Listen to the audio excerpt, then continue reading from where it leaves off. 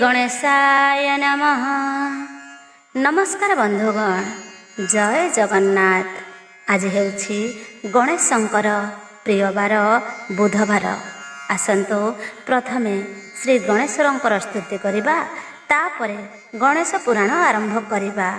किछि समय हेउ पछे सुनिबाको निश्चय चेष्टा करिबे। श्री गणेशर स्तुति। जय जय गणनाथ गौरी नंदन, जय जय लंबोदर गजेन्द्र वदन,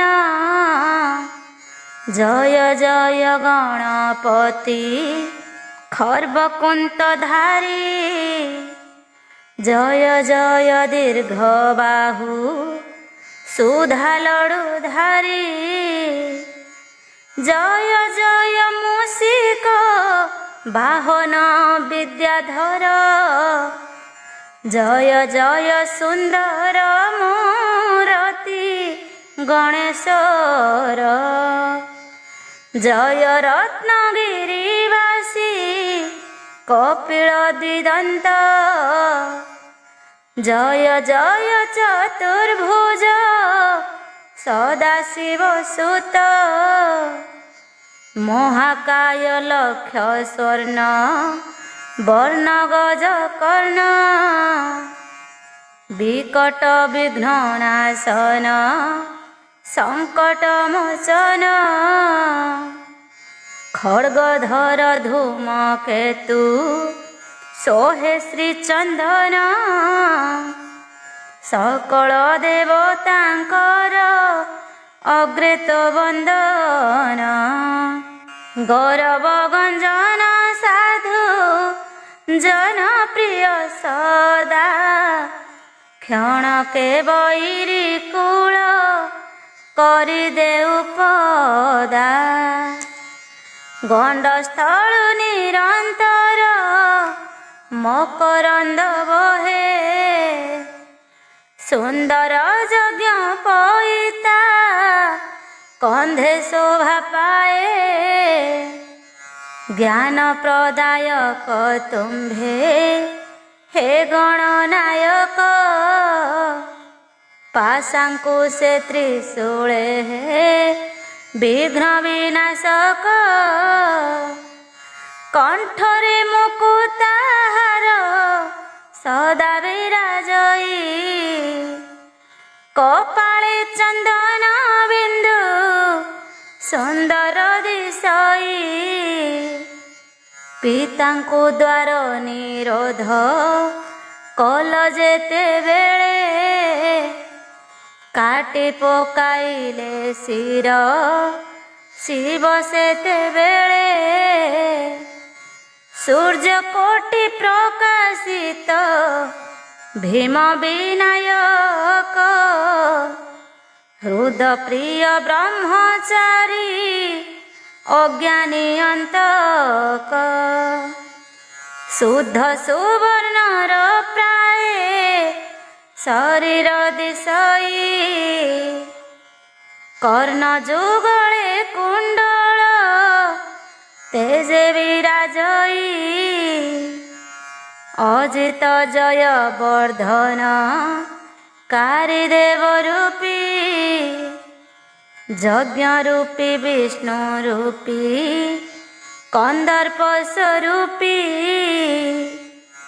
आदिदेव आदि कर्ण माया विवर्जित, नमो नमो गणपति त्रैलोक पूजित, सेनाध्यक्ष जाड्यहर कल्याणदायक, अंबिकेय अरविंद हे चंडी नायक, ब्राह्मण प्रिय भगत बंधु दयामय, ज्ञानर गरिष्ठ देव त्रिलोक वंदनीय, रक्त मंदार माଳରେ तनु विभूषित, ନିଶ୍ଚଳ ଅଗ୍ନିବଦନ ନିର୍ଗଣ ଆଦପ୍ତ ମେରୁ ମନ୍ଦର ସ୍ୱରୂପ ଯାର ବିଶ୍ୱରୂପ ଭିନ୍ନାଞ୍ଜନ ସମ ପ୍ରଭୁ ଦଣ୍ଡି ଗଜ ରୂପ ରକତ ଚନ୍ଦନ ରକ୍ତ ବସ୍ତ୍ର ପରିଧାନ ନମସ୍ତେ ନମସ୍ତେ ପ୍ରଭୁ ଅମ୍ବିକାନନ୍ଦନ ପ୍ରସାରିତ ମଧୁଗନ୍ଧ ଆଘ୍ରାଣ ଲୋଲୁପ ହୋଇ ବିରାଜନ୍ତି ଗଣ୍ଡ ସ୍ଥଳରେ ମଧୁପ ଦନ୍ତାଘାତ ବିଦାରିତ ବୈରୀ ରୁଧିରେ ରକ୍ତ ସିନ୍ଦୁର ପରାଏ ଦେହ ଶୋଭା କରେ ଶଙ୍କୁବର୍ଣ୍ଣ ପ୍ରଚଣ୍ଡ ହେ ଶାନ୍ତ ଭବାତ୍ମଜ ଋଷି ବନ୍ଦନୀୟ ତୁମ୍ଭ ଚରଣ ପଙ୍କଜ ନମ ବିଘ୍ନ ବିନାୟକ ଅଭୟ ବରଦ କି ସ୍ତୁତି କରିବି ମୁହିଁ ଅଜ୍ଞାନ ନିର୍ବୋଧ ହେ ପ୍ରଭୁ ପାର୍ବତୀ ମୋତେ आहे कृपा कर जन्मे जन्मे से बुथिबी पयर तुम्भर नाही मोर विद्या बुद्धि सहजे मूर्ख तब स्तुति करिबाकु नाही मोर सख्य दया कर आहे प्रभु गिरिजानंदन तोहर चरण तले गली मु शरण। एबे आसंतु आरंभ करिबा गणेश पुराण। आजिर विषय रही गणेशंक जन्म चरित। युधिष्ठिर उवाच कार्तिकेय जन्म कथा शुणी युधिष्ठिर पूछा कले हा परे केउ समाचार विस्तारी कहंतु आहे कमल लोचन बोइले श्रीकृष्ण शुण हे धर्मनंदन कार्तिकेय उमा भावे शिव बीर्जे जात किंतु उमा गर्भु नही छंती से संभूत तेरे पुत्र स्नेह बाके माता स्नेहमयी तपस्या करी लभिबे पुत्र विश्वजयी ए स्नेह भाषण भांगी माता न पारिले तपस्या करिबा पाई इच्छा बळाइले तप कामना बळे गणेश जे जन्मिबे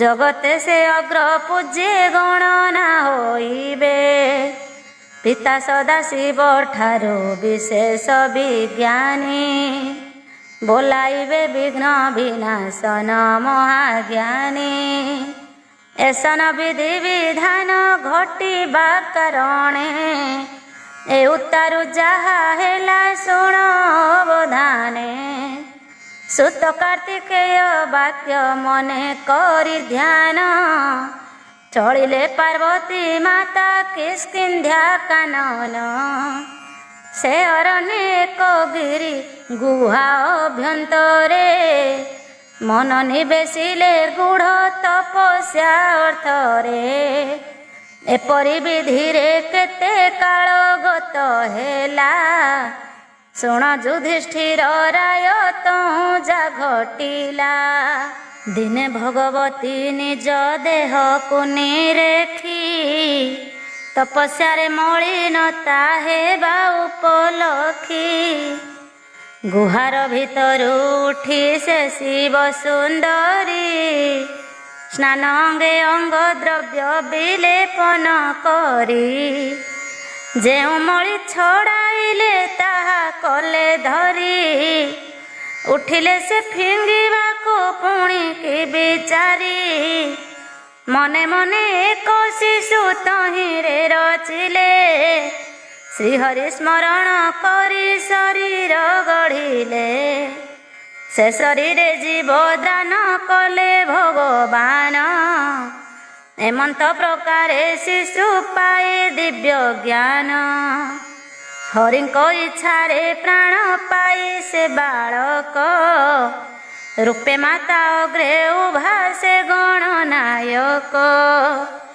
ତନୟର ମଥା করে ପରସିଲେ ଯହୁଁ, ସଜୀବ କରିଲେ ଉମା ପତି ଦେଖି ତହୁଁ।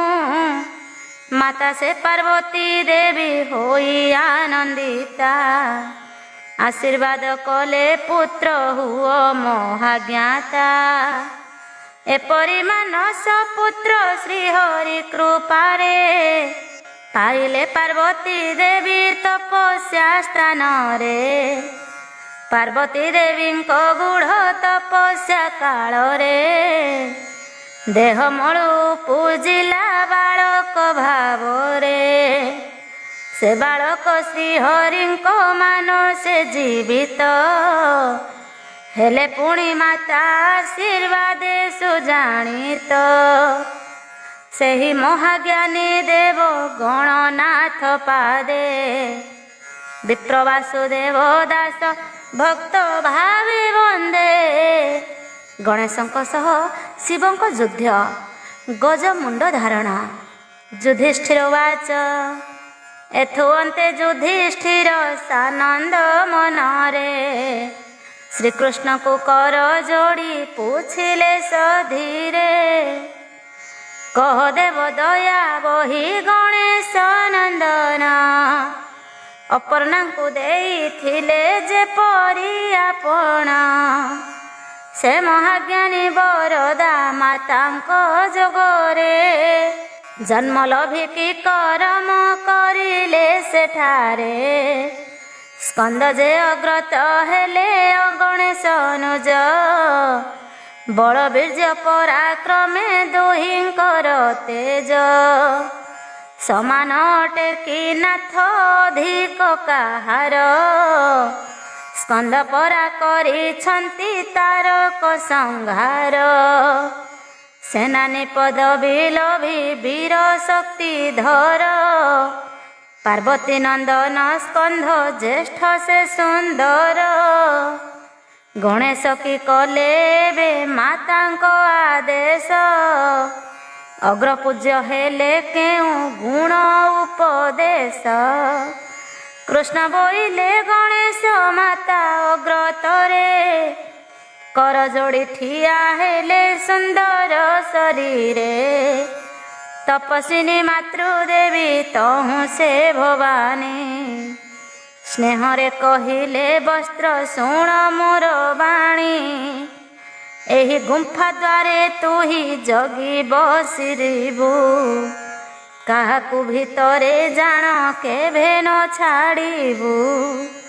ଶିବ ପ୍ରାପ୍ତ ଅର୍ଥେ ଜପ କରିବି ଏଠାରେ, ସେ ତପସ୍ୟା ଭଙ୍ଗ ଯେହ୍ନେ କେ ଆସି ନ କରେ।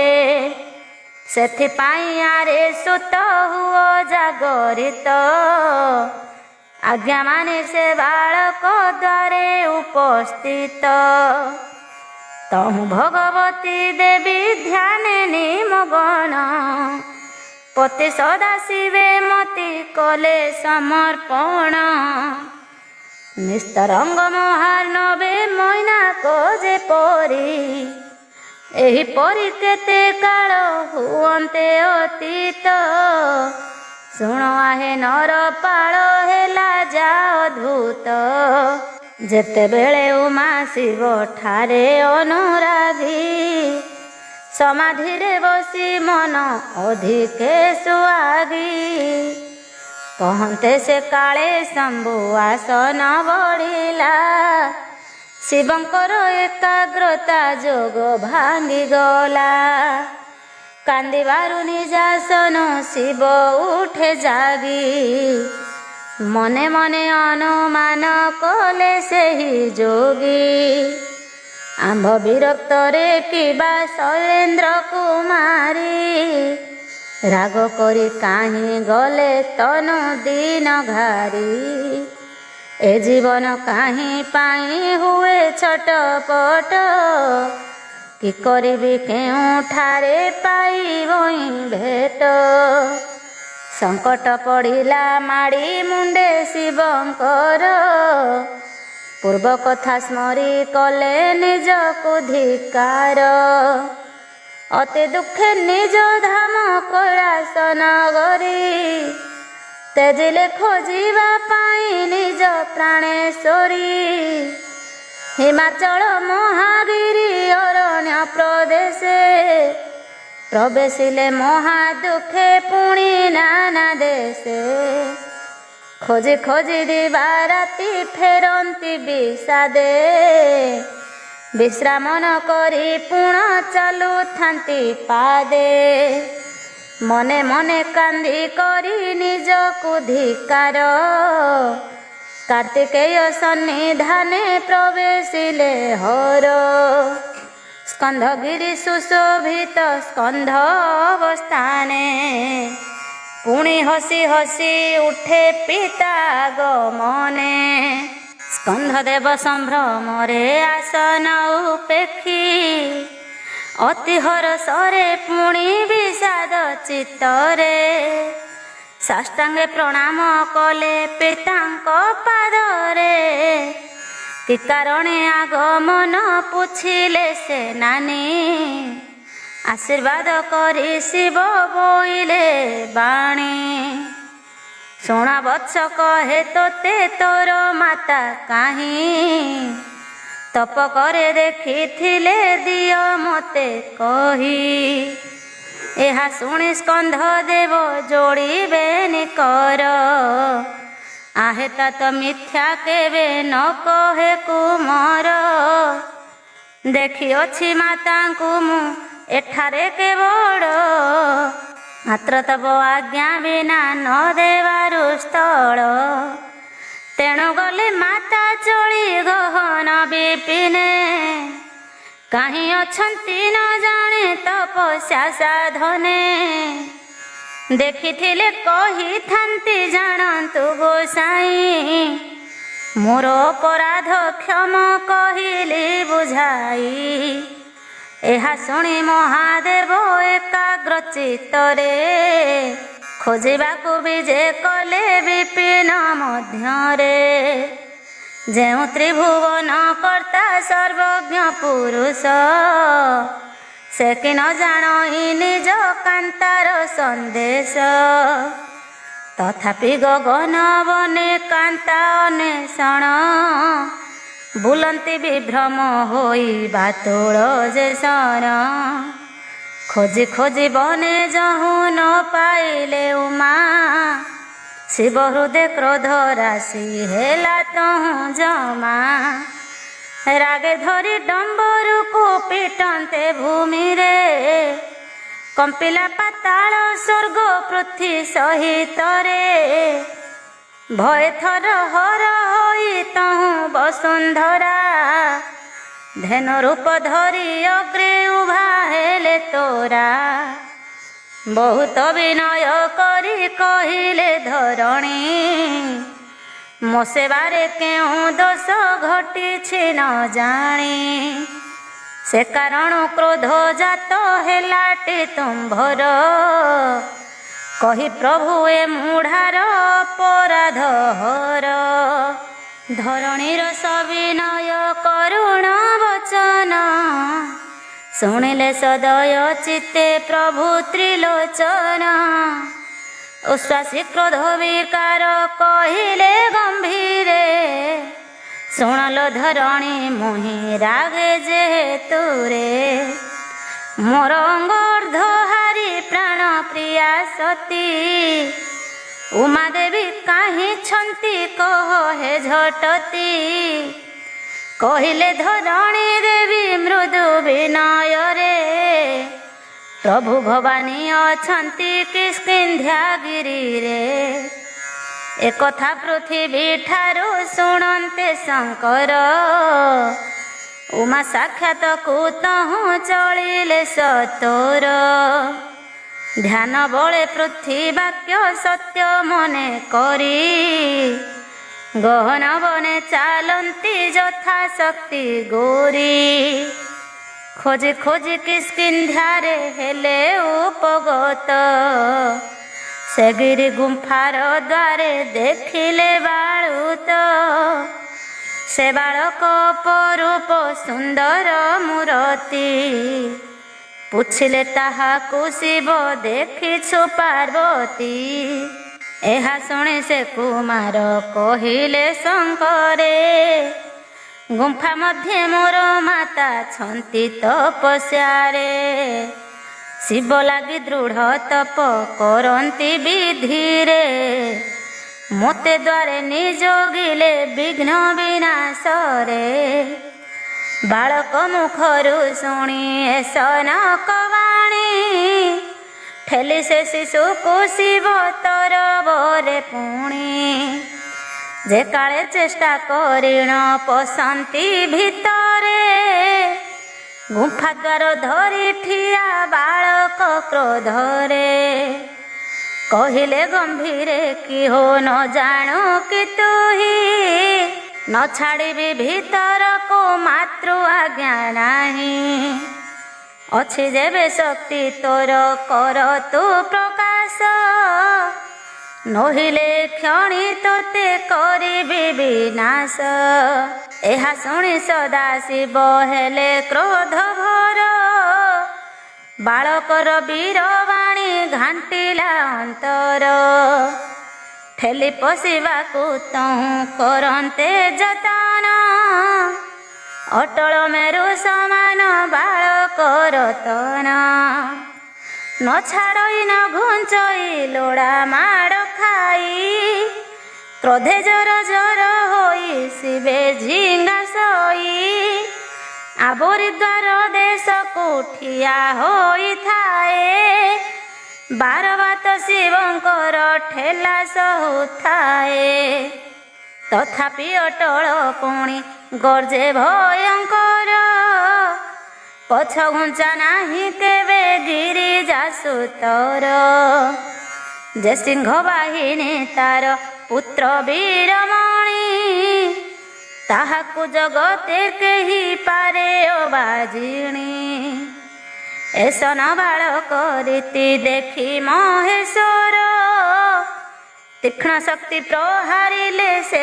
शिशु पर आशिवा देखिले जहु सकतीर धार निज तेज शक्ति तहु प्रकारे कुमर काटी पकाइला शिव शक्ति की जे काले देखी सदा शिव मने विस्मित होइले सामान्य बालक एत नुहई रे बाबा यार सर तेज केहू सही पारे अबा जष्टि धरी से ही शिशु कला निवारण बोइला तो पर घरे पशु की कारण जष्टि प्रहारे तो मुंड देवी मु फटाई एहा शुणी हसिले कसे पार्वती साई बोइले मो नाम शिव मोहर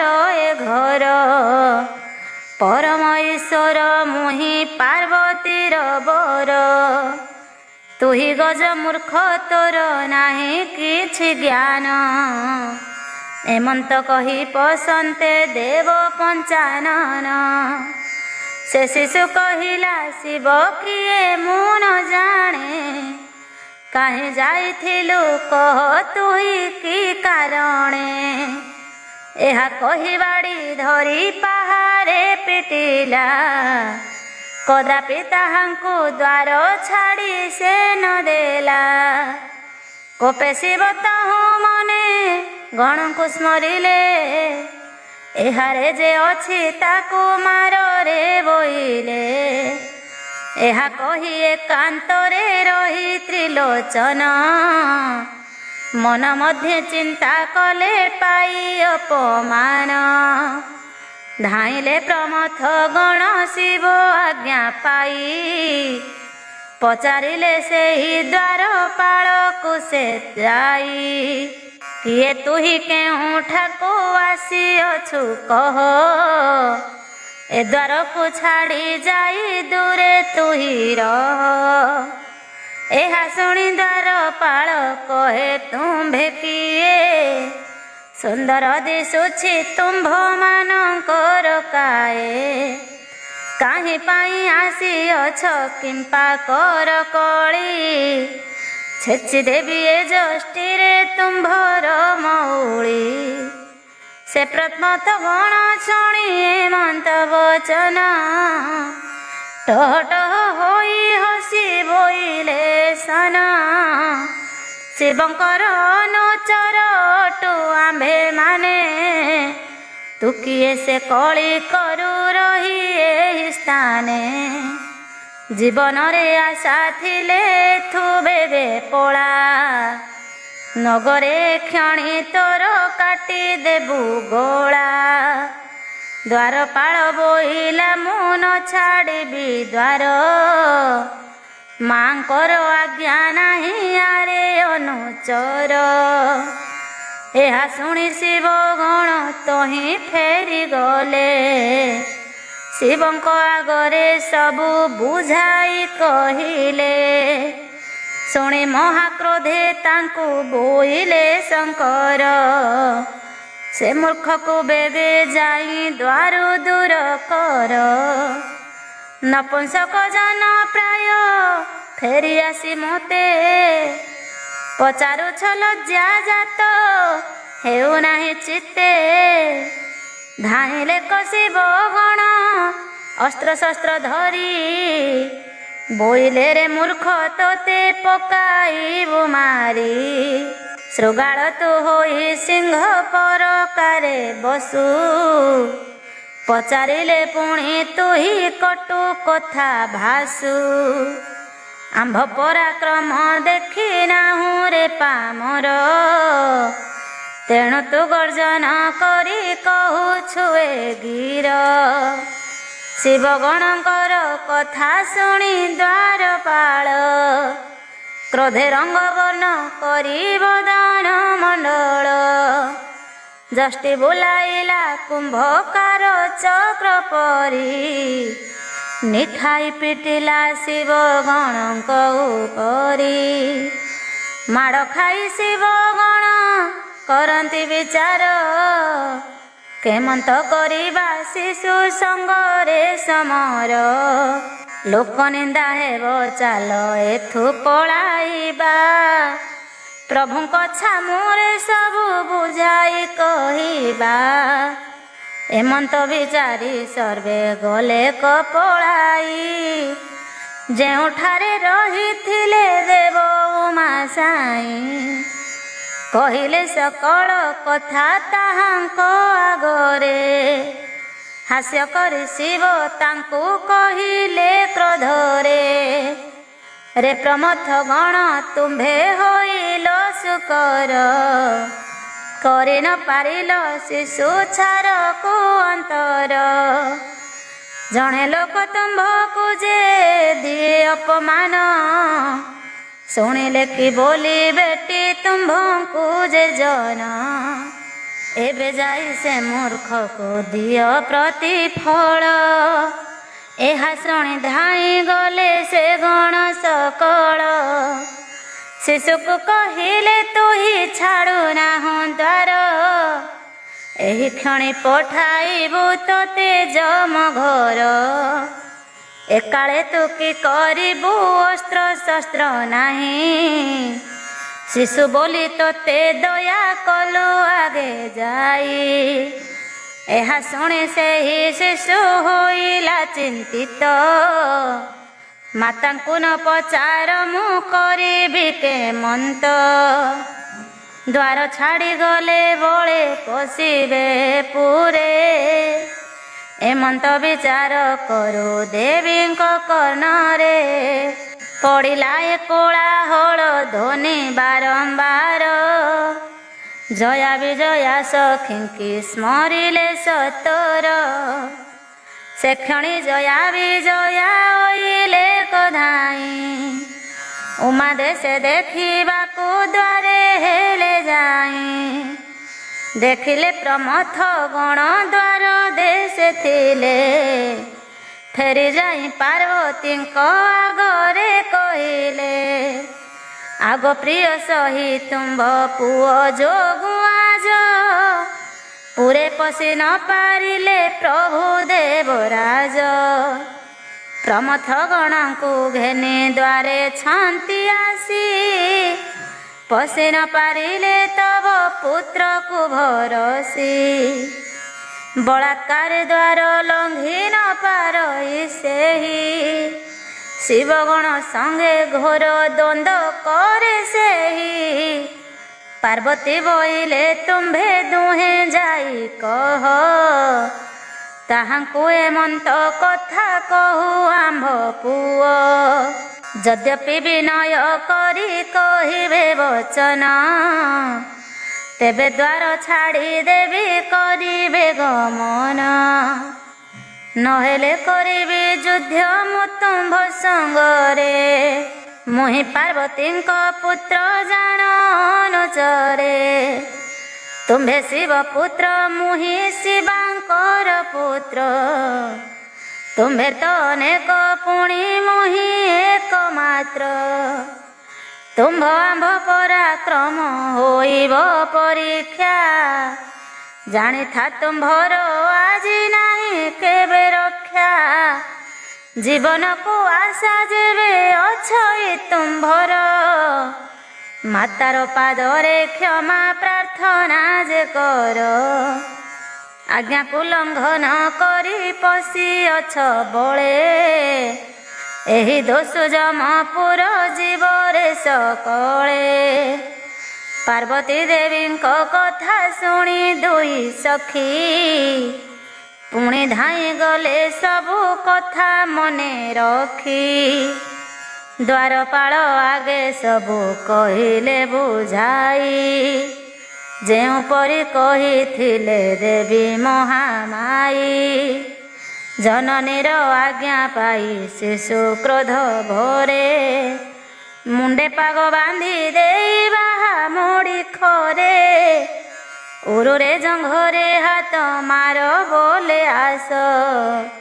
ତୁମ୍ଭ ପାଞ୍ଜି ପୋଛିଲାଣି ଆଜି ଜନ୍ତୁ ଈଶ। ମୁହିଁ ଶିବା ସୁତ ତୁମ୍ଭେ ଶିବଙ୍କର ସୁତ। ମୁହିଁ ତ ଏକାକେ ତୁମ୍ଭେ ଅଛତ ବହୁତ। ଯେବେ ବଞ୍ଚିବାକୁ ଇଚ୍ଛା ଥାଏ ରେ ତୁମ୍ଭର। କହ ଯା ତୁମ୍ଭ ବାପକୁ ଆସୁ ଯେ ସତୋର। ମୋ ଜନନୀ ପାଦେ ପଡ଼ୁ ଗଳେ କୁଟା ଦେଇ। ତୁମ୍ଭେ ମୋ ଚରଣେ ପଡ଼ ହୋଇଣ ବିନୟୀ। ଶିଶୁର ଏପରି କଥା ଶୁଣି ସରବଣ। କହିଲେ ଶିବଙ୍କ ଆଗେ ସର୍ବ ବିବରଣ। ସଦାଶିବ ଏହା ଶୁଣି ବୋଇଲେ ମନ୍ତ। ଆରେ ରେ ପ୍ରମଥ ଗଣ ତୁମ୍ଭେ ବଳବନ୍ତ। ଛାର ଶିଶୁ ଗୋଟାକୁରେ ନ ପାରୁଛ ମାରି। ଜାତିରେ ମୋ ପୁରୁଷ ସେ ଅଟଇ ପ୍ରହରୀ। ତାହାର ପାଦରେ ମୁହିଁ ପଡ଼ିବାକୁ କୁହ।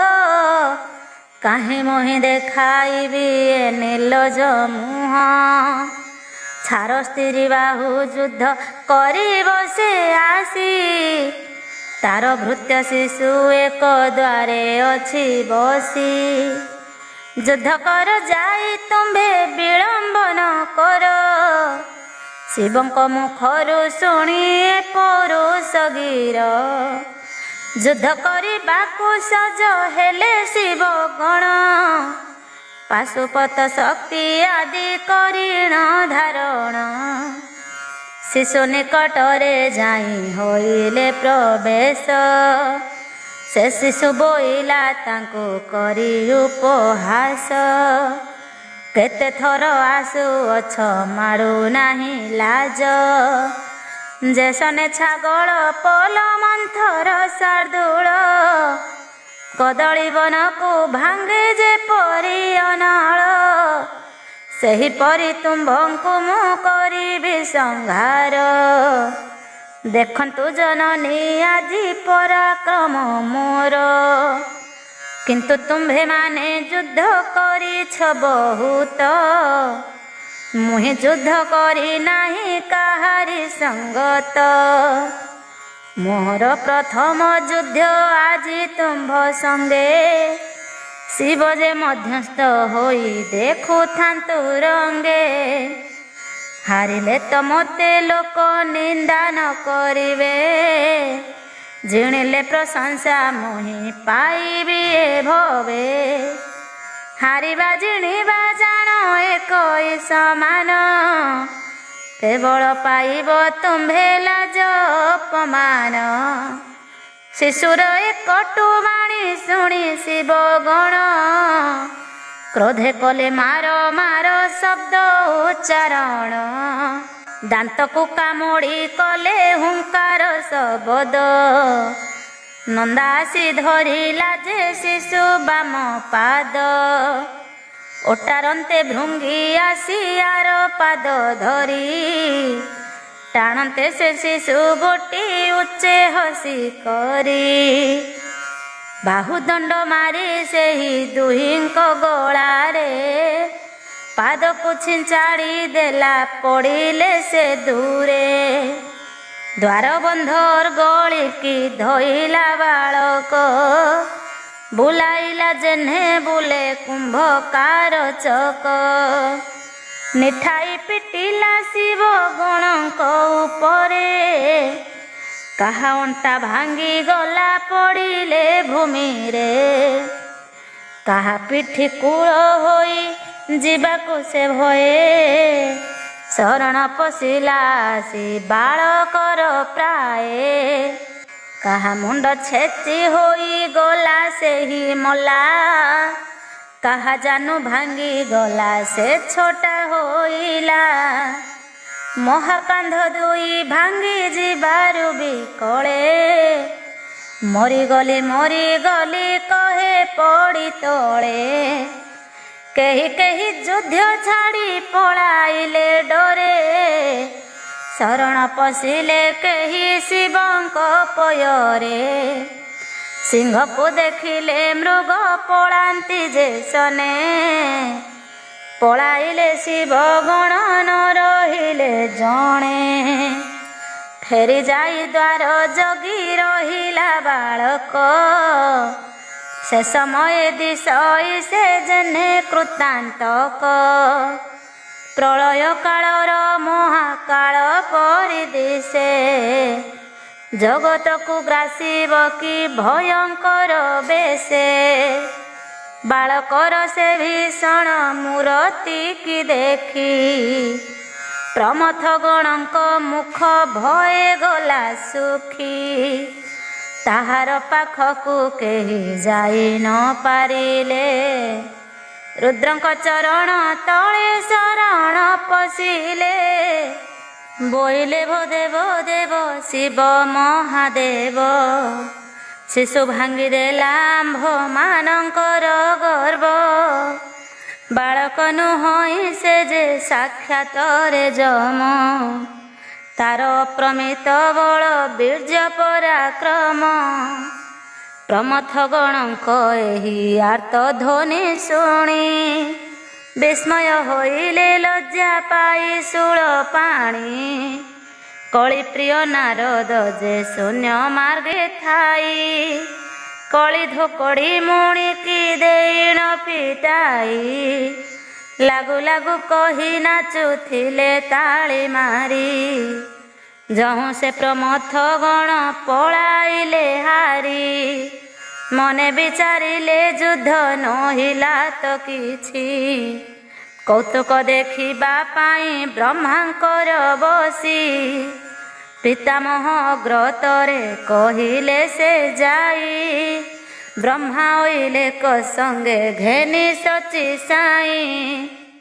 ସଙ୍ଗରେ 33 କୋଟି ଦେବତା ହୋଇଲେ। ବିଷ୍ଣୁ ଶଙ୍ଖ ଚକ୍ର ଧରି ପ୍ରବେଶ ହୋଇଲେ। 10 ଦିଗ ପାଳେ ଘେନି ଆପଣା ଆୟୁଧ।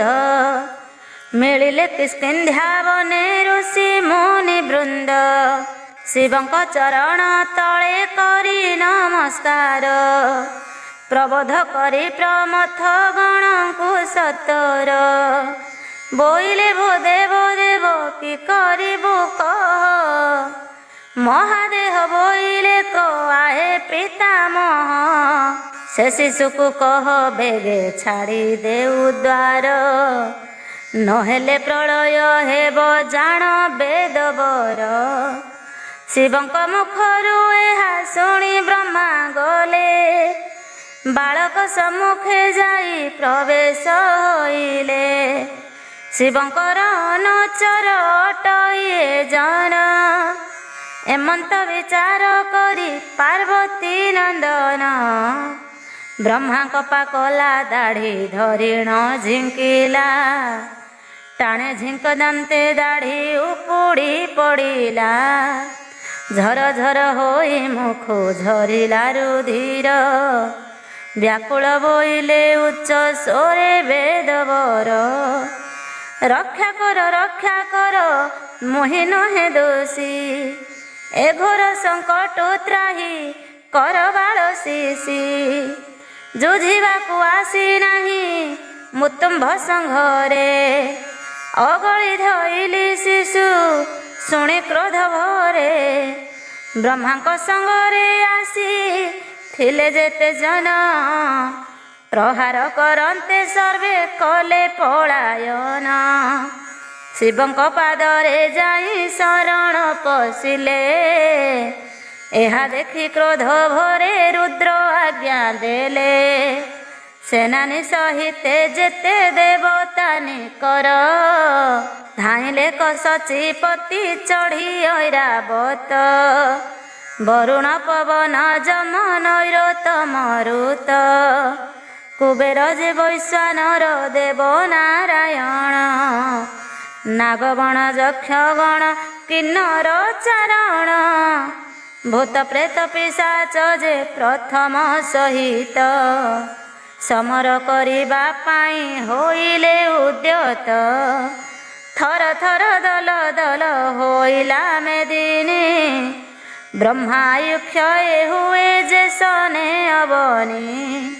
ସେହିପରି ଚତୁର୍ଦ୍ଦଶ ବ୍ରହ୍ମାଣ୍ଡ କମ୍ପିଲା। ଶପଥ ସାଗର ଜଳ କୂଳକୁ ଲଙ୍ଘିଲା। ଘନ ଘନ କମ୍ପମାନ କିଷ୍କିନ୍ଧ୍ୟା କାନନ। ଟଳ ଟଳ ହେଲା ଉମା ଦେବୀଙ୍କ ଆସନ। ଜୟା ବିଜୟାଙ୍କୁ ଡାକି କହିଲେ ଗୌରୀ। ଦେଖି ଆସ କାହିଁ ପାଇଁ କମ୍ପେ ତୋର ପୁରୀ। ମୋ ପୁତ୍ରକୁ ମାରିବାକୁ ଆସୁଛି କି କିଏ। ସଂହାର କାଳର ପ୍ରାୟ ଦିଗ ଦେଖାଯାଏ। ଧାଇଁଲେ ଜୟା ବିଜୟା ଉମା ଆଜ୍ଞା ପାଇ। ଦେଖିଲେ ମାତଣ୍ଡ ପ୍ରାୟ ଶିଶୁ ବିରାଜଇ। ଆଲୋକିତ ରୁଦ୍ର ସୈନ୍ୟ ଆସନ୍ତି ଯେ ମାଡ଼ି। କେ ଧରିଛି ଗଦା କେହୁ ଧରି ଅଛି ବାଡ଼ି। କାହାର ହସ୍ତରେ ଧନୁ କାହସ୍ତେ ତୁମର। କେହୁ ଧରି ଅଛି ଶକ୍ତି କେ ଆସି ମୁଦ୍ଗର। ଭିନ୍ଦିପାଳ ଶତଘ୍ନି ଯେ ବଜ୍ର ସଚି ମୁନା। କାଳ ଫାସ ନାଗ ଫାସ ବର୍ଚ୍ଛା ଏକ ମୁନା। ପରଶୋଧ କଟାରି କେ ଖଣ୍ଡା ତରବାରି। ଧରିଣ ବୁଲାନ୍ତି କେହି ବକ୍ର ଗତି କରି। ମଇଁଷି ଉପରେ ଚଢ଼ି ଆସେ କେଉଁ ବୀର। କେହି ଗଜ କେହି ଅଶ୍ଵ କେ ଚଢ଼ିଛି ଖର। ବୃଷଭ ପିଠିରେ ବସି ଆସଇ କେ ଯୋଦ୍ଧା। ଡମ୍ବରୁ ତୁମ୍ବରୁ ବାଦ୍ୟ ବାଜଇ ସର୍ବଦା। ଦୁନ୍ଦୁଭି ନାଦରେ ଘନ ଘନ କମ୍ପେ ମହି। ଦେଖି ଭୟ କଲେ ଜୟା ବିଜୟା ଏ ଦୁଇ। ଧାଇଁ ଯାଇ ପାର୍ବତୀଙ୍କ ଆଗରେ କହିଲେ ବନଗିରି ମାଡ଼ି ରୁଦ୍ର ସୈନ୍ୟ ଗୋଇଲେ। ଘେରି ଆଜି ପୁତ୍ରକୁ ଗୋ ମାରି ପକାଇବେ। ଧାମନ୍ତି ଗୋ ଅସ୍ତ୍ର ଧରି ଦେବେ ଯେ ଦାନବେ। ନାଗ ଯକ୍ଷ ରକ୍ଷ ଗଣ ଦୈତ୍ୟ ପିଶାଚର। ଦଶ ଦିଗ ପାଳ ରୁଦ୍ର ଗଣ ଗୋଆବର। ତାର ବାର କରଣ ଯେ ଗ୍ରହ ନକ୍ଷତ୍ରାଦି। ସମସ୍ତେ ତ ହୋଇଛନ୍ତି ପୁତ୍ରର ବିବାଦୀ। ନ ରହିବ ଏହି ବନ ନ ରହିବା ଆମ୍ଭେ। ଦ୍ୱାରେ ହିଁ ଶିଶୁ ଗୋଟି ରହିଅଛି ଦମ୍ଭେ। ପୁତ୍ରକୁ ଘେନି ଗୋ ଚାଲ ପଳାୟଣ ଯିବା। ରୁଦ୍ର କୋପରେ ଗୋ ଆଜି କେହି ନ ବରିବା। ଶୁଣି ସଖୀଙ୍କର ବାଣୀ ଗିରିରାଜ ସୁତା। ବୋଇଲେ ଅନୀତି କିମ୍ପା କରନ୍ତି ଦେବତା। ବାଳକକୁ ମାରିବାକୁ ଆସିଛନ୍ତି ଧାଇଁ। ମୋ ପୁତ୍ରର ମହିମା କି ତାଙ୍କୁ ଜଣା ନାହିଁ। ଏହା କହି କଲେ ଦୁଇ ଶକତି ନିର୍ମାଣ।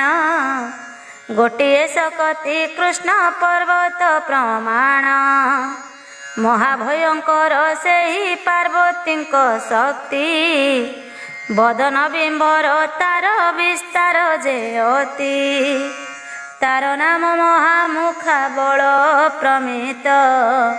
ଦ୍ୱିତୀୟ ଶକ୍ତିର ନାମ ଶୁଣ କୁନ୍ତି ପୁତ୍ର। ଅସଂଖ୍ୟ ବାହୁଶାଳିନୀ ସେ ଶକତି ନାମ। କୋଟି କୋଟି ସୂର୍ଯ୍ୟ ତାକୁ ନହିବେ କୋସମ। ବିଜୁଳି ସମାନ ସେହି ଗତାୟତ କରେ। ସେ ଦୁଇ ଶକ୍ତି କି ନେଇ ଦେଇ ପୁତ୍ର କରେ।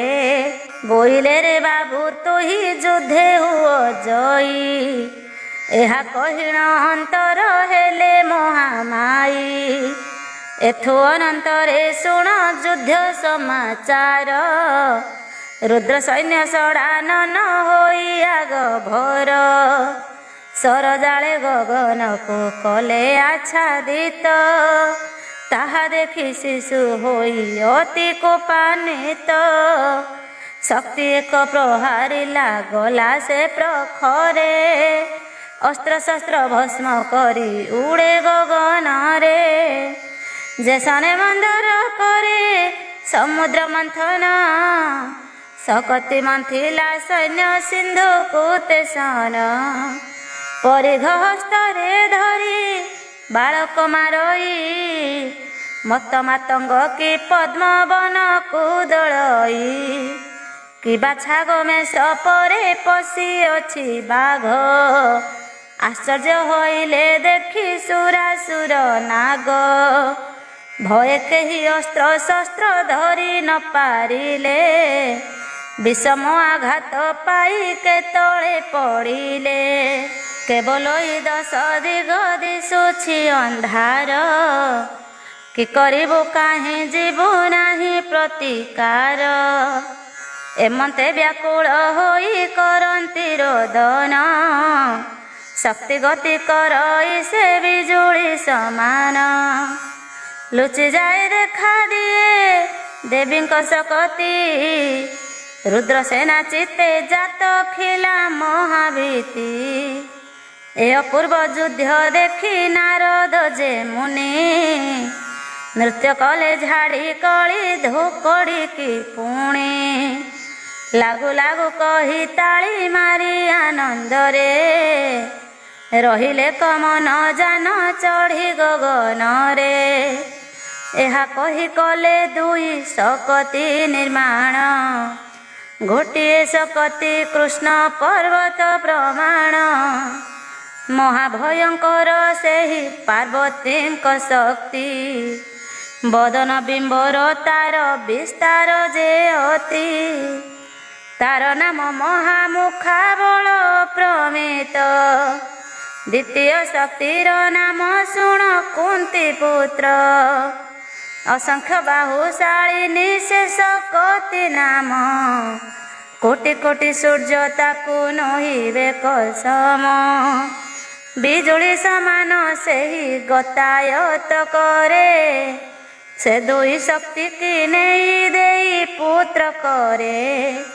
ବୋଇଲେ ରେ ବାବୁ ତୁହି ଯୁଦ୍ଧେ ହୁଅ ଜୟୀ।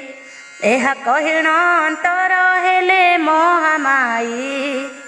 ଏଥୁ ଅନନ୍ତରେ ଶୁଣ ଯୁଦ୍ଧ ସମାଚାର। ରୁଦ୍ର ସୈନ୍ୟ ଷଡ଼ାନନ ହୋଇ ଆଗ ଭୋର। ସରଜାଳେ ଗଗନକୁ କଲେ ଆଚ୍ଛାଦିତ। ତାହା ଦେଖି ଶିଶୁ ହୋଇ ଅତି କୋପାନ୍ୱିତ। ଶକ୍ତି ଏକ ପ୍ରହାରିଲା ଗଲା ସେ ପ୍ରଖରେ। ଅସ୍ତ୍ରଶସ୍ତ୍ର ଭସ୍ମ କରି ଉଡ଼େ ଗଗନରେ। ଯେସନେ ମନ୍ଦର କରେ ସମୁଦ୍ର ମନ୍ଥନ। ଶକତି ମନ୍ଥିଲା ସୈନ୍ୟ ସିନ୍ଧୁକୁ ତେସନ। ପରିଘ ହସ୍ତରେ ଧରି ବାଳକ ମାରଇ। ମତ୍ତ ମାତଙ୍ଗ କି ପଦ୍ମବନକୁ ଦଳଇ। କିବା ଛାଗ ମେଷ ପଲେ ପଶି ଅଛି ବାଘ। ଆଶ୍ଚର୍ଯ୍ୟ ହୋଇଲେ ଦେଖି ସୁରାସୁର ନାଗ।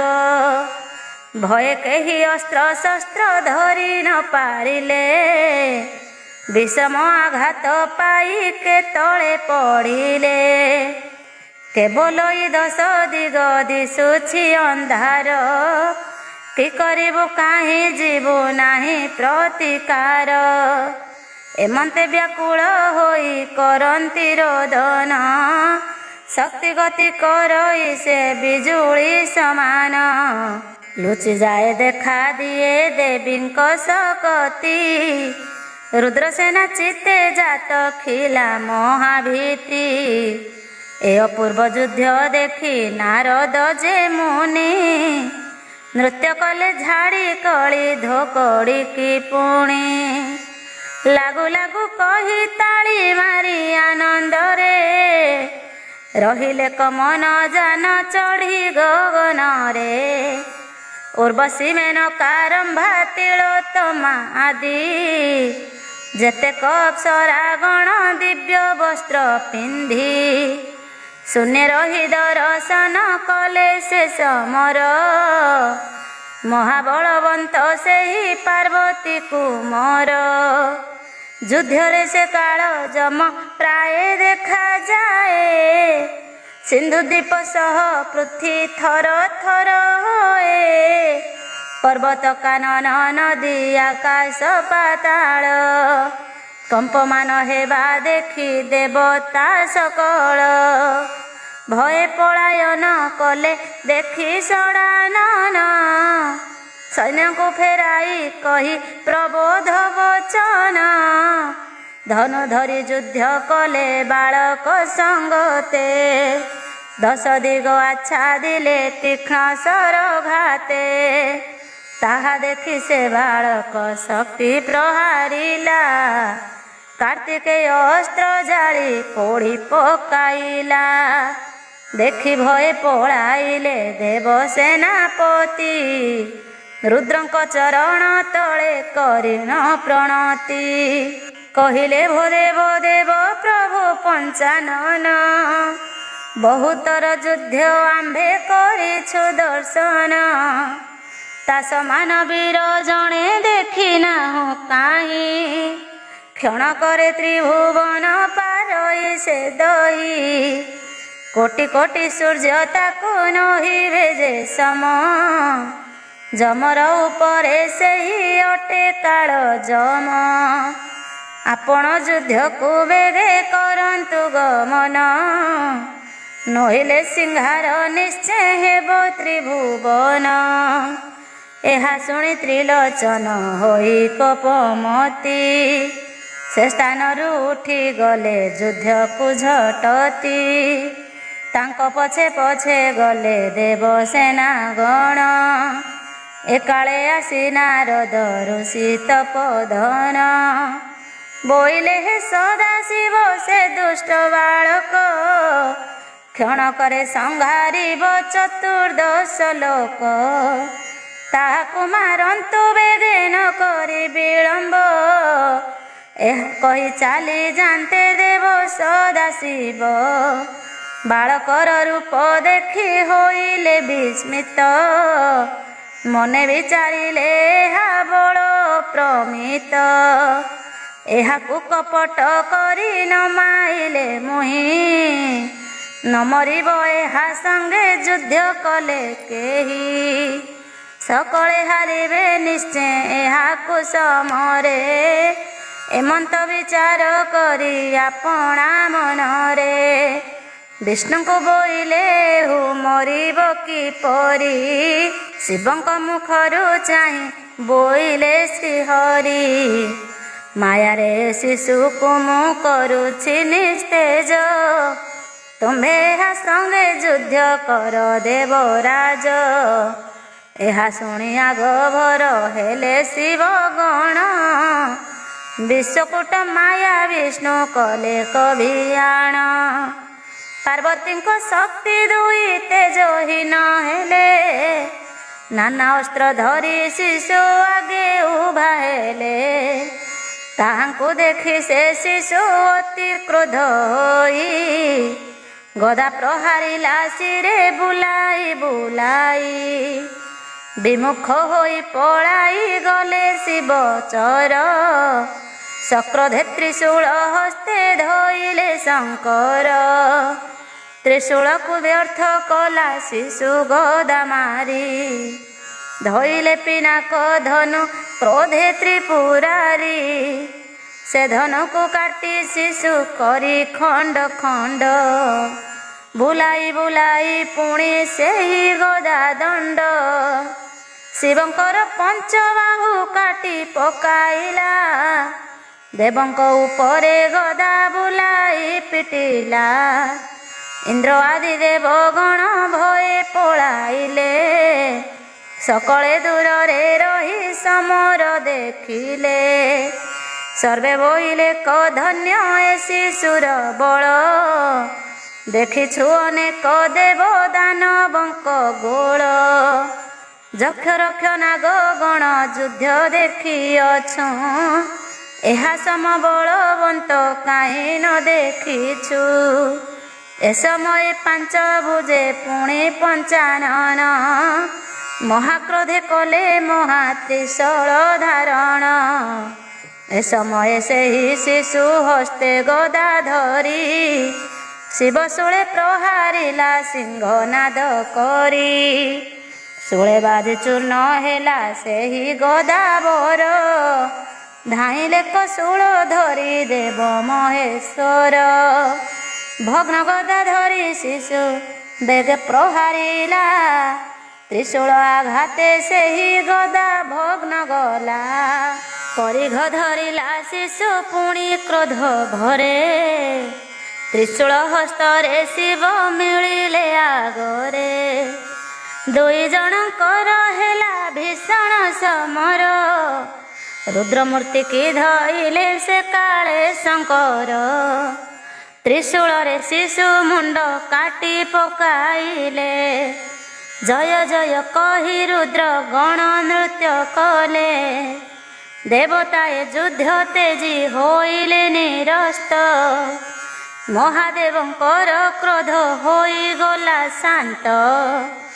ଯହୁଁ ଦ୍ୱାର ପାଳ ତଳେ ହୋଇଲା ପତନ, ତହୁଁ ଗୁମ୍ଫା ମଧ୍ୟେ ଶିବ କରିଲେ ଗମନ। ଦେଖିଲେ ଭବାନୀ ଘୋର ତପସ୍ୟା ନିମଗ୍ନା, ଶିବ ଛାୟା ଦର୍ଶନେ ହେଲେ ତପ ଭଗ୍ନା। ପତି ପାଶେ ଆଗମନ ବାଞ୍ଛିତ କାରଣ, ତେଣୁ ଭଗବତୀ ଇଷ୍ଟ ହୋଇଲା ପୂରଣ। ତରବରେ ଉଠି କରି ହେଲେ ଆନନ୍ଦିତା, ଓଳଗିଲେ ପତି ପାଦେ ହିମାଦ୍ରି ଦୁହିତା। ବ୍ୟାଘ୍ରାସନ ଦେଇ ପାଦ ପଦ୍ମେ ପୂଜା କରି, ଚରଣ ଉଦକ ନେଇ ଶିରେ ଗର୍ବେ ଭରି। ସଦାଶିବ କୁଶଳରେ ବସିଲେ ଆସନେ, ଆଶୀର୍ବାଦ କଲେ ପୁଣି ଆନନ୍ଦିତ ମନେ। ପ୍ରେମମୟୀ ଗୌରୀ ଦେବୀ ଜଗତ ଜନନୀ, ପତି ଶୁଭାଶିଷ ଶୁଣି ହେଲେ ବହୁ ଧନୀ। ଏତେ କାଳେ ତପସ୍ୟାର ଫଳ ଲାଭ କରି, ଭକ୍ତି ଚିତ୍ତେ ସ୍ୱାମୀ ପାଦେ ବଚନ ଉଚ୍ଚାରି ଶୁଣନାଥ ଆପଣଙ୍କ ସୁଭାଗ ମନତେ ସକଳ କୁଶଳ ଟିକି ଘେନ ମୁଦନ୍ତେ ଗୁମ୍ଫା ଦ୍ୱାରେ ମୋର ଏକ ଶିଶୁ ଥିଲା ବସି ଜଗିଥିଲା ଏଥି ଯେହ୍ନେ ନ ପାରେ କେ ପଶି ଆପଣ ଯେ କି ଉପାୟ ଆସିଲେ ଏଠାକୁ କହ ପ୍ରଭୁ ସେବାରତା ସନ୍ଦେହ ଏଥକୁ ପାର୍ବତୀ ବିନୟ ବାଣୀ ଶୁଣି ସେ ଶଙ୍କର କହିଲେ ସଧୀରେ ଶୁଣ ଆଗୋରା ମା ବୋର ସେ ଶିଶୁଟି ଗୁମ୍ଫା ଦ୍ୱାରେ କିଏ ଥିଲା ବସି ଉପସ୍ଥିତ ହୋଇ ତାକୁ ପଚାରିଲୁ ଆସି